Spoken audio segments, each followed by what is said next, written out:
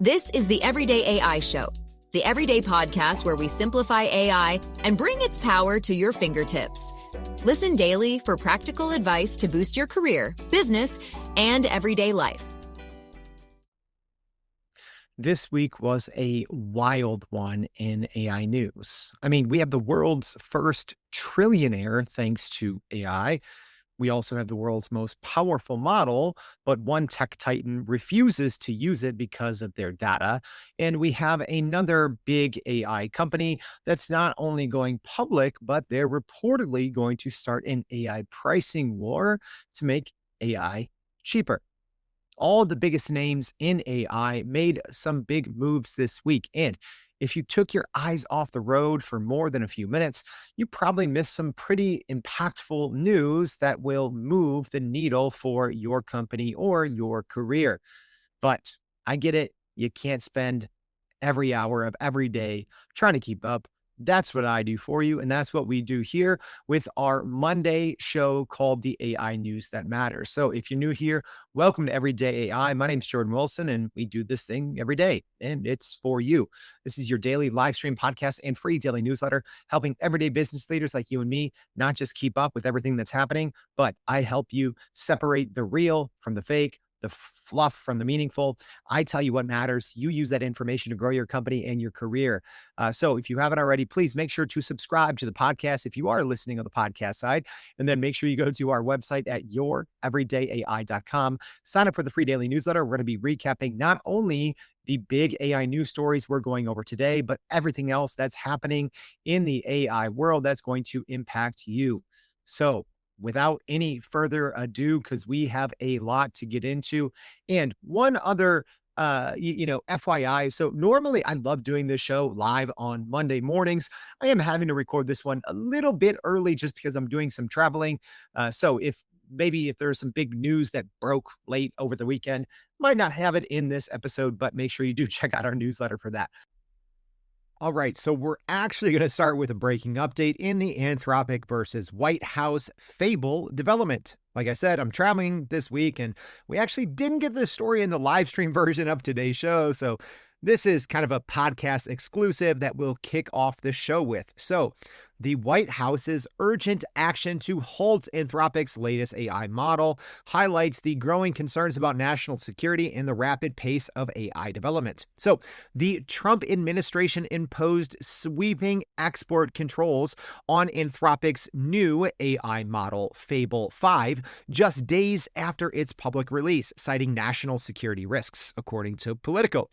So senior officials, including Treasury Secretary Scott Bessent and White House Cyber Director Sean Cairncross, held multiple tense calls with Anthropic CEO Dario Amati, according to reports, urging the company to voluntarily remove the new Fable 5 model that they had just released. Well, why? Well, according to reports, that's because Amazon CEO Andy Jassy, whose company is obviously a big investor in Anthropic, raised concerns to the White House about the new Fable 5 and Mythos model's ability to bypass safety guardrails after being asked for feedback. So the administration felt Anthropic was not taking the security threat seriously enough, and officials were frustrated by Amati's reluctance to immediately pull the model. Anthropic argued its safeguards were strong enough and that no universal jailbreak had been found, but the government officials remain unconvinced, eventually setting a 90-minute deadline for removal. Again, this is all according to reports. So the export controls abruptly disabled Fable 5 and Mythos 5 for all customers worldwide, banning their use also by foreign nationals and forcing Anthropic to comply. Anthropic criticized the government's action as disproportionate and called for a more transparent and technically grounded regulatory process. So the White House's intervention follows months of debate about how to regulate advanced AI models, with previous productive meetings between Amati and senior White House officials leading to an executive order on voluntary model submission. Anthropic issued a statement on Friday, but has not yet publicly responded to the new accusations that came out over the weekend, at least as of this recording, now Sunday afternoon. So here's what Anthropic said Friday afternoon. So they said the U.S. government, citing national security authorities, has issued an export control directive to suspend all access to Fable 5 and Mythos 5 by any foreign national, whether inside or outside of the United States, including foreign national Anthropic employees. The net effect of this order is we must abruptly disable Fable 5 and Mythos 5 for all of our customers to ensure compliance. Access to all other Anthropic models will not be affected. We received this directive from the government today, this is Friday, at 5:21 p.m. Eastern. The letter did not provide specific details of its national security concern. Our understanding is that the government believes it has become aware of a method of bypassing or jailbreaking Fable 5. We reviewed a demonstration of this specific technique being used to identify a small number of previously known minor vulnerabilities. These vulnerabilities all appear relatively simple, and we have found that other publicly available models are able to discover them as well without requiring a bypass.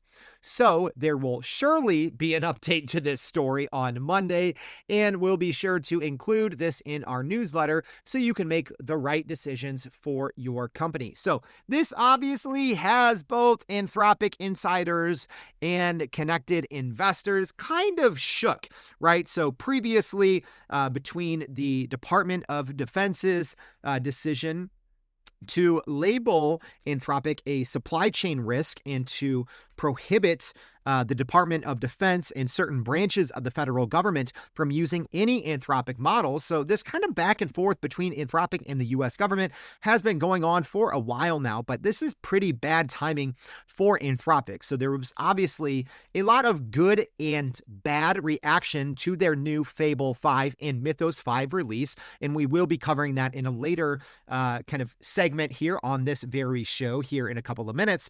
So there's a lot of good hype and bad hype behind it, but this is obviously a pretty bad look for Anthropic. We'll see who was ultimately in the wrong. We haven't had kind of the ability to hear properly from Anthropic after they've gone back and forth with the government on this, so I'm sure we'll hear more on their side of the story, so we'll give them the proper time before we dig into this too much. But regardless, you know, the kind of rollout of Fable 5 and Mythos 5 was kind of supposed to be this last big positive splash before Anthropic ultimately decided to go public, as they did kind of file their S1 paperwork about 2 weeks ago now. So pretty big move. And like I said, we'll have more on this in the newsletter as it is a developing story. But let's get to the rest of our AI news. My gosh, what a week in AI when Apple's big AI announcements didn't even make our little teaser intro, but Apple's WWDC showcased a series of big AI advancements aimed at closing the gap between Apple and their competitors. So, man, like in AI time, this, like I know this happened Tuesday, seems like it happened a month ago. But we got to talk about it. Apple introduced a major update to Siri, powered by Gemini AI under the hood, right? So they're making their new AI assistant more capable, conversational, and visually intelligent, now available as both a standalone app as well as integrated across Apple's ecosystem. So it's not out yet, right? So as is most of the case with Apple's AI announcements over the past few years, it's in beta now, coming fall. So we'll see when the new smarter Siri and all of these Apple Intelligence features roll out both to the iPhone and the Mac OS and iPad, I guess. But regardless, a lot to take in here. So the company has obviously emphasized and continued to preach this at WWDC, their privacy-first approach to AI, stating that data used for AI requests will not be stored and can be externally verified for privacy compliance. So Apple Intelligence is the company's integrated AI system, and it's being expanded with some new features like cross-app context awareness, one-tap password updating, and smarter better tab management in Safari. Messages and phone apps are getting AI-powered reply suggestions and the ability to pull contacts from other apps during calls. That's one I'm looking forward to, streamlining communication for all users. So AI-driven improvements are coming to search across iOS, iPad OS, and Mac OS, promising faster and more accurate results in Spotlight, Mail, and Photos. So the Photos app debuts some new generative AI features, including Reframe, which I personally thought was the only real novel use of AI that I personally saw out of Apple's WWDC announcement. That's essentially where you can kind of retake a photo that you already took from a different angle, a different vantage point. That seems pretty cool. They're also rolling out some extend features, cleanup, nothing that we haven't seen in a dozen or so other, apps before. But the Shortcuts app, that's what I might actually use. It will now let users create automations using natural language prompts, making the tool more accessible for those without technical backgrounds.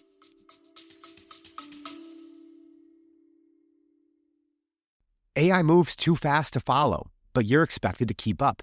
Otherwise, your career or company might lag behind while AI native competitors leap ahead. But you don't have 10 hours a day to understand it all.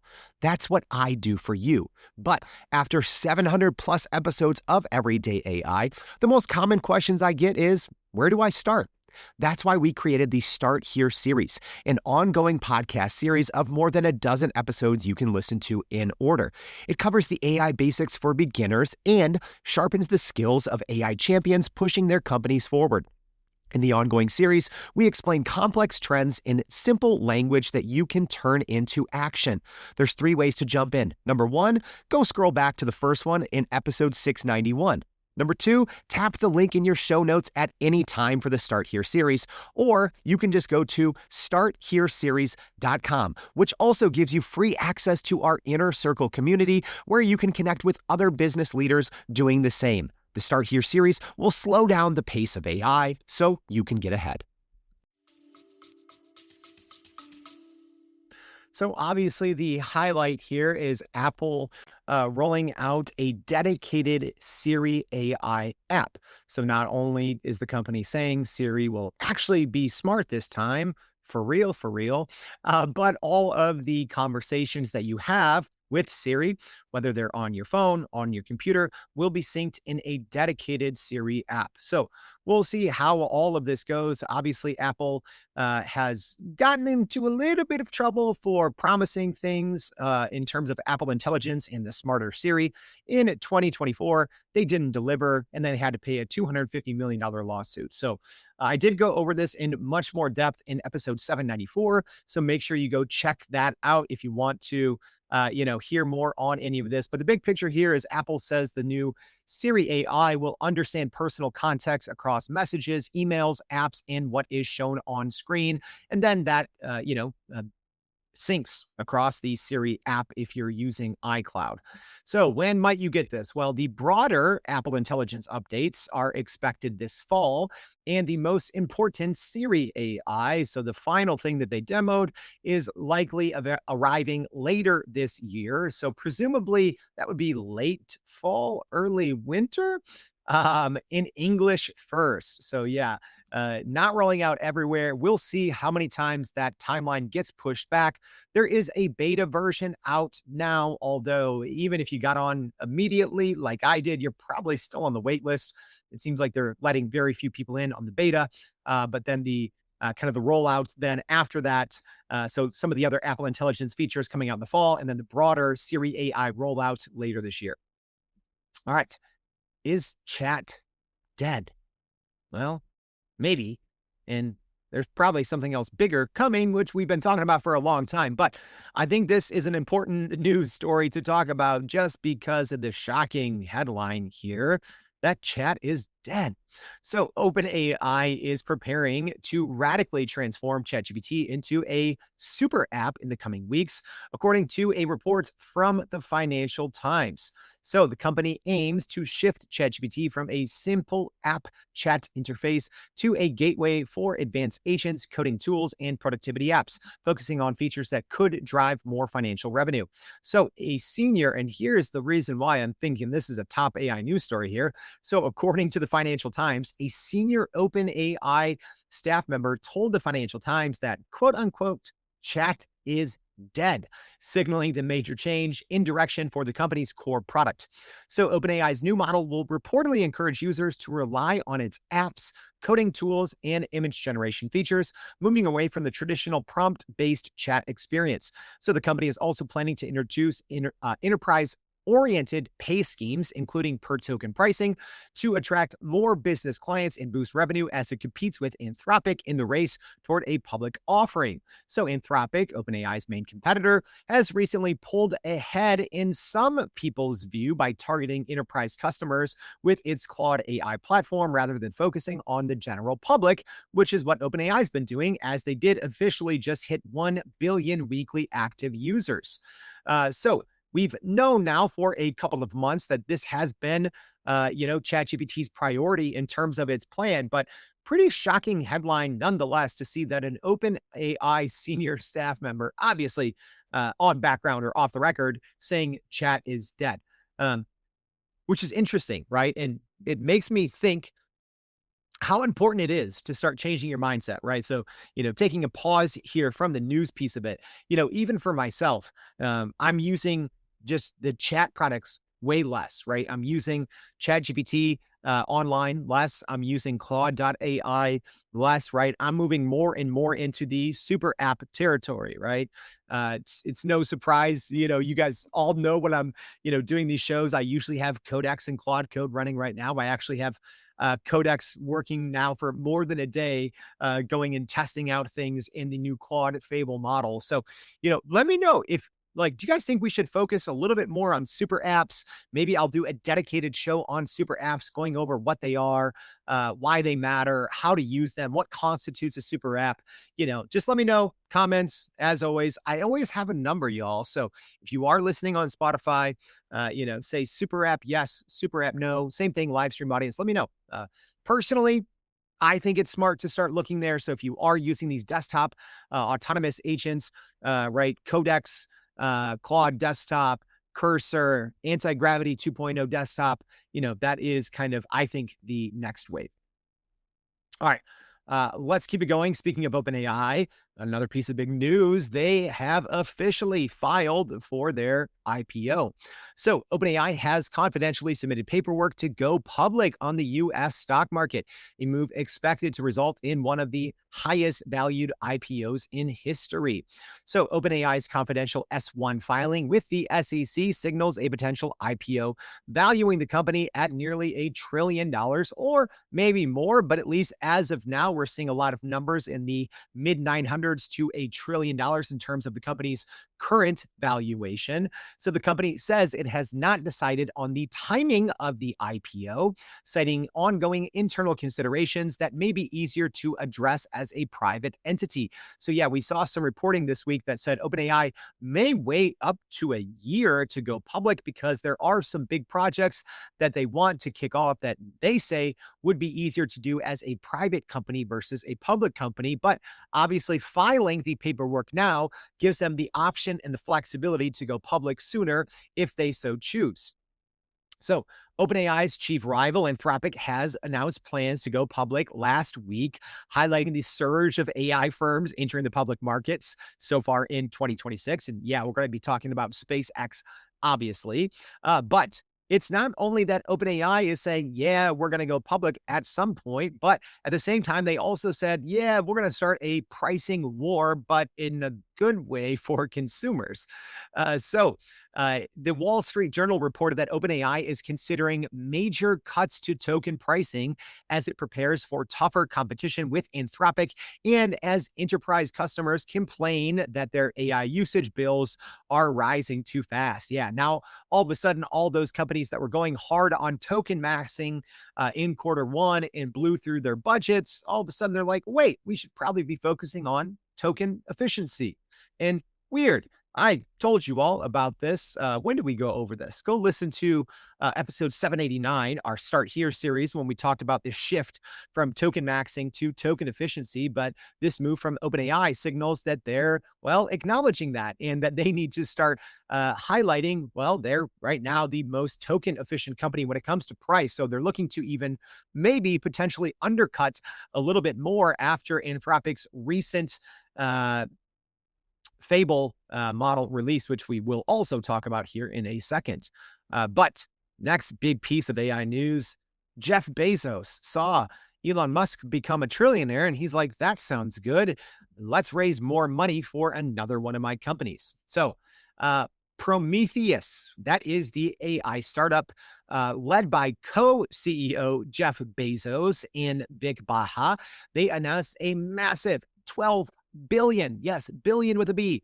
They announced a massive $12 billion funding round this week, valuing the company at more than $40 billion, according to Axios. So Prometheus aims to revolutionize manufacturing and engineering by building what Bezos calls an artificial general engineer. So yay, we have one more acronym. Right. So not only do we have AGI, artificial general intelligence, and artificial superintelligence, but now we have to keep track of an artificial general engineer because that's apparently what Prometheus is working on. They call that an AI system designed to speed up the process from design to production for physical objects, including bridges and microchips. So major investors in this round include JP Morgan, BlackRock, Goldman Sachs, DST, Global, and ARC Venture Partners. So Bezos is the largest backer of Prometheus's early Series A round that brought in $6.2 billion, participated again, and said the company's capital-intensive nature requires significant investment. Baha described how the AI could tackle complex engineering projects like designing and manufacturing a jet engine, traditionally a decade-long process for human teams, as an end-to-end AI problem instead. So Prometheus dropped the project from its name. So previously it was called Project Prometheus. Now it's just Prometheus. And they now have more than 150 employees with offices in San Francisco, London, and Zurich. So when asked about an IPO, asked about an IPO already, Bezos said it's too early to think about that, but confirmed that he's seeking to raise up to $100 billion for an affiliated fund to buy manufacturing companies that could benefit from Prometheus's technology. So Bezos began as a founding investor in late 2024, but was so impressed that he stepped into the co-CEO role, making his first kind of big appearance since leaving Amazon as CEO in 2021. Whew, there's more, y'all. This wasn't just about Anthropic and OpenAI and Apple and Jeff Bezos, because now we have big news from Google. Little curveball here. So Google will appeal a landmark German ruling, a court ruling that found the company was legally responsible for false information generated by its AI overviews feature. So according to Reuters, this case centers on AI-generated summaries that appear above traditional search results, right? So we've seen all those, like when they accidentally, said eat glue or something like that. That's not what this lawsuit is about, but we remember all those Google AI overview snafus of the early days. Well, now, some German companies took Google to court and won the case, but Google is promising to appeal. So here's what happens. Two German publishers brought the case after the Google AI overviews falsely associated them with scams and questionable business practices. So Google says the vast majority of AI overviews are accurate, but admit that some summaries can miss context or misinterpret web content, similar to other search features. So the ruling is expected to set the precedent that could impact other AI developers and how they deploy AI-generated content in search and other online platforms. Google stated it takes quick action when AI overviews violate its policies and emphasized that this case involves specific specific and narrow errors, not the overall design of the feature. So the integration of AI into Google search results has faced criticism from publishers and content providers who say it reduces their web traffic, readership, and revenue. Antitrust regulators are also investigating the impact of AI generated content in search, raising broader questions about competition and content ownership online. So, this decision comes as Google opens a new AI center in Berlin, signaling continued investment in AI in the region, despite the recent legal and regulatory challenges. So, this one will be one that we're going to be keeping an eye on because, as I understand, this is the first time Google's anything when it comes to Google's AI search where they've lost any kind of lawsuit or case about anything being false or not correct. So a pretty big ruling. We'll see what happens on the appeal. All right. Yeah.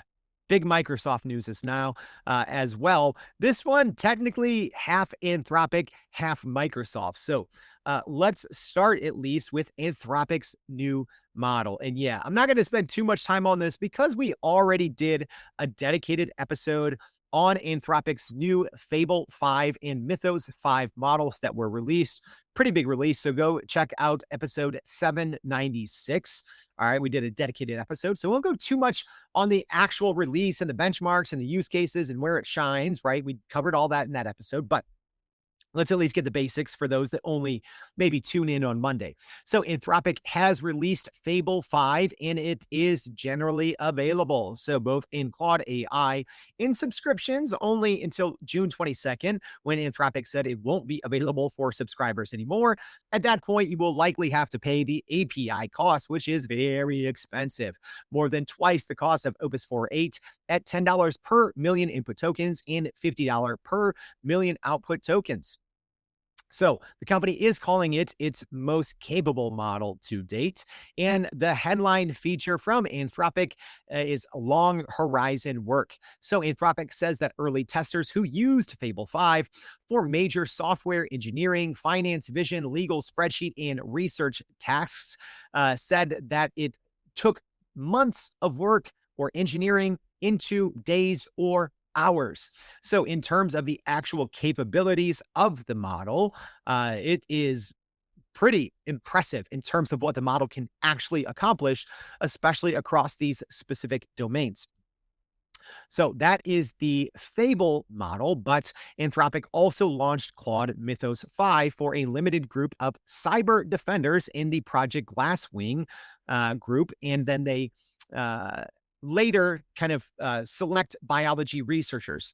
So essentially, here's what the Mythos Fable is. So Mythos 5 is the kind of the big unrestricted model that's only available for a select group of people in Project Glasswing, but they did make Fable 5, which is essentially Mythos 5, but with some more guardrails, but it's in the Mythos family. So that is the one that's available to right now, at least subscribers using it on the API Claude Code, wherever you use it. But like I said, for subscribers, only available until June 22nd. But here's the big news and the update that I think it's worth paying attention to. So although Fable 5 got plenty of benchmark love and applause for its ability to, do some really impressive work, even replicating complex software, the model has also received the harshest backlash probably of any model ever released.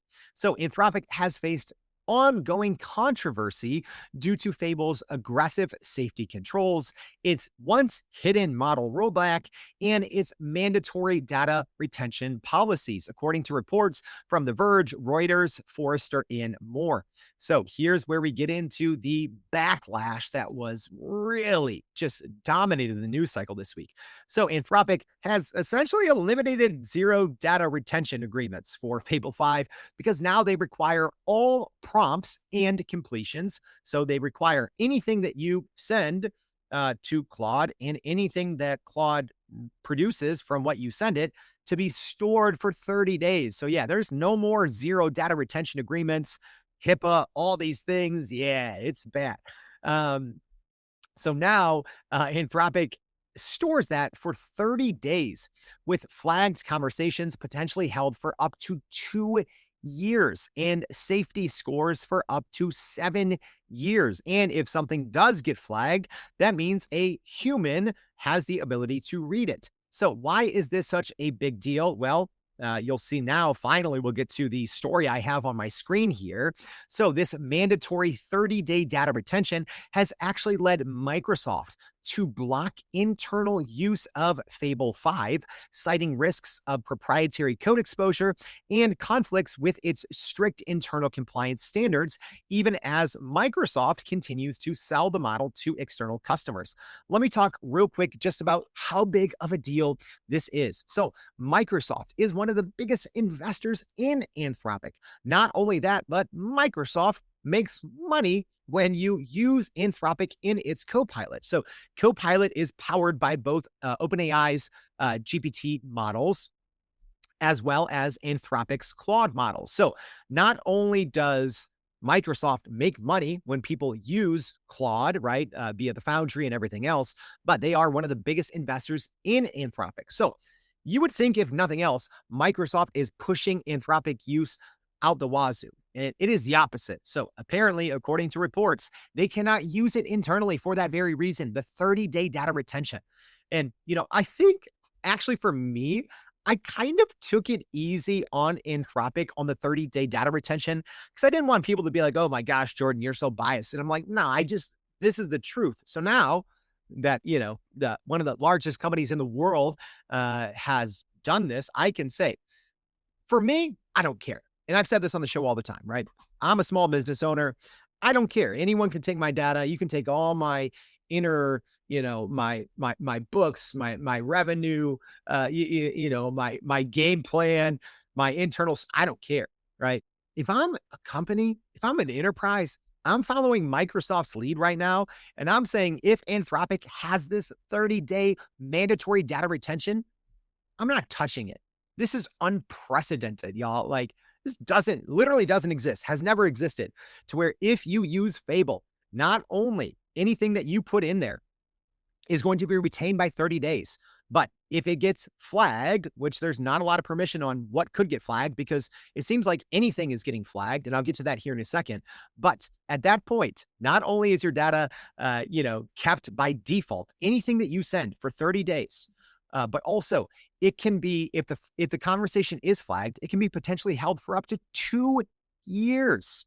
All right. So not only that, but there's been a lot of other issues that have caused some of these, quote unquote, false flags for reasons. Well, Anthropic has at least addressed some of them. So early users reported that Fable 5's safety system aggressively downgraded or blocked benign prompts, often without notification, which led to frustration among software developers, security researchers, scientists, etc. So there were these areas where, Anthropic said, yeah, you can't use our models in these areas. So even when people went in with no context and just said, hey, Fable 5, how are you? They would get blocked. Right, without saying absolutely anything, because also, depending on your settings, it carries over your past context and your past chat history. So even if you decide, oh, I'm not going to share anything, I'm just going to use it for public facing information, right? We don't really know what's happening under the hood, but clearly Anthropic is bringing in your past content if you have that, remember chat history enabled. So dicey stuff. That's all I'm saying. I feel better saying that now that Microsoft is reportedly saying, yeah, we're not going to use this model because we don't want Anthropic to have immediate and exclusive access to literally all of our data. So yeah, if you don't know how that works, Anthropic's previous models, you just didn't happen.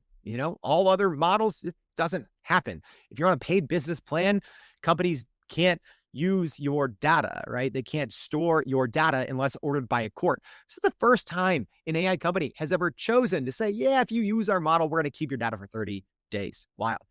So not only that, but the model's reliance on these intensive reasoning loops means that it consumes far more tokens per query, compounding costs for developers and making it less accessible for startups or smaller businesses. So critics argue that Fable 5's powerful Mythos core is effectively muzzled by these heavy guardrails, forcing users to pay premium prices for performance that they cannot fully access. So yeah, essentially there's all these rollbacks as well. So previously, if you were using Fable, it might have rolled back to Opus 4.8, but not told you, right? So if you were using this for researching, as an example, anything on machine learning, artificial intelligence, if Anthropic thought that, oh, maybe you're distilling our model information, even if you were using it for legitimate research purposes, it might roll back to a quote unquote dumber Opus 4.8, right? Opus 4.8 is still an amazing model, but you would think that you were getting a Mythos level Fable output, and it would be instead feeding you Opus 4.8. So a lot of people in the AI community, researchers, people who are trying to even, right, on the bio side, biotech, biomed, right, they're getting these things flagged or they can't use the model. So it's like, okay, if one of the big, upsides of AI is we can use it to cure diseases and medicines and protein discovery and all these things, and we can't use the model, or we think that we're using this big, strong model that's amazing that we're paying all this money for, and we don't know, but you're actually feeding us Opus 4.8 instead. Not a good look, which is why I think this has been the biggest week of backlash, maybe ever, right? I think there's a lot of belly aching when GPT-5 came out, but I think that was not like backlash per se. It was just people were underwhelmed, right? They were like, we thought it was going to be way better, and it was just a little bit better, right? And people were mad that they were going to get rid of GPT 4.0. So I don't think that was necessarily backlash. That was just people, maybe addicted to the sycophantic GPT 4.0, and they're like, oh, we want it back, right? This 5.0 GPT-5 isn't that great, but this is different. This is some really unprecedented, uncharted territory. So I think, I don't know. We'll see how this plays out. I assume, right, maybe even by the time, like I said, I'm recording this a day or two early. Hopefully by Monday, Tuesday, this is gone, because this is not good just for the industry. I don't think any other companies would follow suit, but who knows? I could be wrong. Yet a pretty big story to keep an eye on. All right, so that is our big AI news stories for the week. Like I said, if you want to know more on the Fable 5, make sure to go listen to episode 796. We also did the entire rundown on Apple's WWDC announcements. Go listen to that in episode 794. And also on Wednesday, we went over the new Codex sites, doing a hands-on on that one. I thought it was a really fun show, so make sure you go check that one out as well. But here is the roundup of what's new and what's next, because these 7 big stories weren't the only big things that happened. There was a lot more. So some of these are rumors, leaks, just smaller stories. Here we go, bullet point style. Here's everything else that you need to know. So Meta is reportedly keeping distance from Trump's AI ownership idea, which could delay the president's plan for a public sharing wealth plan with AI companies. We talked about that in last week's AI News That Matters. Kimi released their Kimi for Work with native agent swarms and 300 local agents. President Trump did say, aside from Meta shying away, that all the top AI firms may give the government stakes ahead of these blockbuster IPOs that we talked about. Speaking of those IPOs, completely forgot to get the SpaceX story in, so we'll actually tag that one on at the end. But back to our what's new and what's next. Sam Altman, speaking of IPOs, reportedly told staff at OpenAI that they could go public within a year.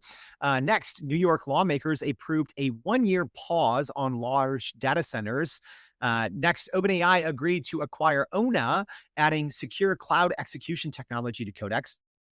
Google began rolling out Gemini 3.5 Live Translate for speech translation across 70 languages. I think that one's really cool. We went over that one in Friday's show, where we go over our Friday's features. Next, ChatGPT rolled out interactive charts on mobile and web. Google is rolling out Gemini 3.5 and code tools to select notebook LM users. Right now, only Ultra, so we'll cover that once it goes out to everyone else.